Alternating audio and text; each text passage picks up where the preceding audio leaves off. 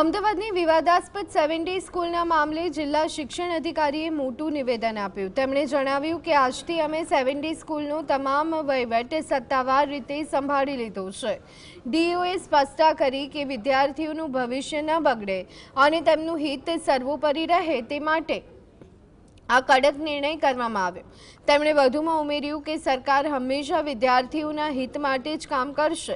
તેમણે અમાન્ય શાળાઓ સામે લાલાક કરી અને જણાવ્યું કે નિયમોનું ઉલ્લંઘન થતું હોવાથી આ શાળા હસ્તક લેવાની કાર્યવાહી કરાઈ છે। હવે પછીની તમામ પ્રક્રિયા શિક્ષણ બોર્ડના નીતિ નિયમો મુજબ જ આગળ વધારવામાં આવશે। શિક્ષણ વિભાગના આદેશ અનુસાર વહીવટદાર તરીકે અમોએ 7th ડે સ્કૂલનો વહીવટ આજરોજ સંભાળી લીધેલો છે।